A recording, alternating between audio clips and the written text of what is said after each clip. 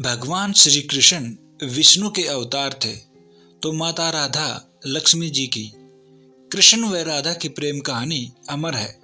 वह आज भी दोनों का नाम साथ में लिया जाता है। दोनों के शरीर अलग अलग थे, किंतु आत्मा एक ही थी। वह यही बात कृष्ण ने राधा को कही थी। दोनों का मानसिक व भावनात्मक रूप से एक होते हुए भी एक दूसरे से इस भौतिक दुनिया में दूर रहना पड़ा। यह बात तो हम सभी जानते हैं कि भगवान श्री कृष्ण का जन्म एक उद्देश्य की पूर्ति के लिए हुआ था। उन्हें इस विश्व से अधर्म का नाश करना था, व पापियों का अंत करना था। बचपन से ही श्री कृष्ण व राधा वृंदावन की गलियों में साथ बड़े हुए। एक दूसरे से दोनों का प्रेम जग जाहिर था, किंतु एक समय ऐसा आया जब श्री कृष्ण को अपने उद्देश्य पूर्ति के लिए मथुरा जाना पड़ा। ऐसी ही धार्मिक और पौराणिक कहानियाँ सुनने के लिए हमारे इस चैनल को सब्सक्राइब जरूर करें और इस वीडियो को लाइक करना ना भूलें। जिस दिन श्री कृष्ण वृंदावन को छोड़कर मथुरा जा रहे थे, तब पूरा वृंदावन उदास था। श्री कृष्ण सबसे मिलकर जाने लगे तो राधा उनके पीछे पीछे आई व रोने लगी।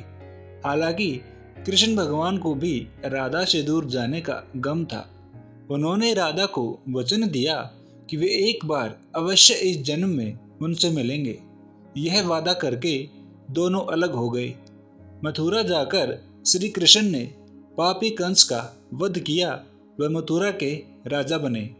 उसके बाद उन्होंने अपना राज्य द्वारका नगरी में स्थानांतरित कर लिया। इसी बीच राधा का भी विवाह हो गया। राधा ने अपने सभी वैवाहिक कर्तव्य का पालन किया व संतान को भी जन्म दिया, किंतु उनके मन में हमेशा कृष्ण थे। इसी बीच भगवान कृष्ण का भी माता रुक्मिणी व अन्य स्त्रियों से विवाह हो गया। समय इसी तरह व्यतीत होता गया। महाभारत का युद्ध हुआ व श्री कृष्ण ने उसमें अपनी भूमिका निभाई। अपने वैवाहिक जीवन का पालन करते हुए माता राधा बूढ़ी हो गई व अपने सब कर्तव्यों से मुक्त हो गई। तब माता राधा श्री कृष्ण की खोज में अपने घर से निकली व उन्हें खोजते खोजते द्वारका नगरी पहुंच गई। वहां उन्हें कोई नहीं पहचानता था, लेकिन श्री कृष्ण उन्हें देखते ही पहचान गए।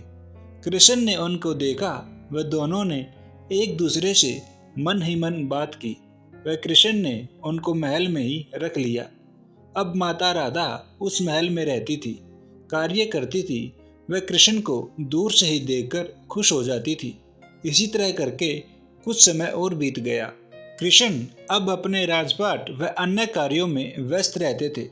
वह माता राधा अपने पुराने कन्हैया को ही याद करती थी, जो उनके साथ हंसता खेलता था, बांसुरी की मीठी धुन उन्हें सुनाया करता था, अकेले में अपने मन की बातें करता था। कृष्ण का साथ वैसा ना मिल पाने के कारण माता राधा का मन महल में नहीं लगा।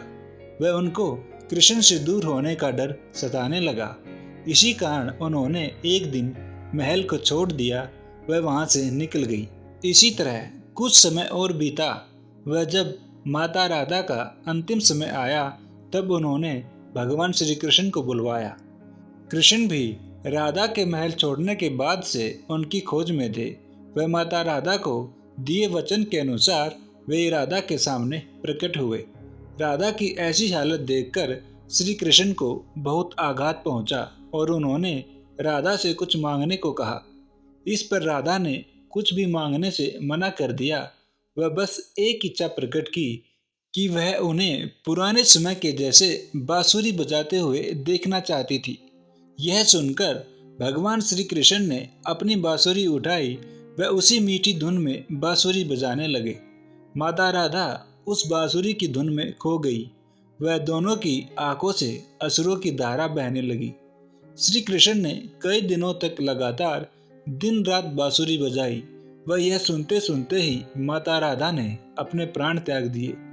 राधा की मृत्यु से भगवान श्री कृष्ण इतने ज्यादा आहत हुए कि उन्होंने उसके बाद अपनी बांसुरी तोड़कर वहीं फेंक दी।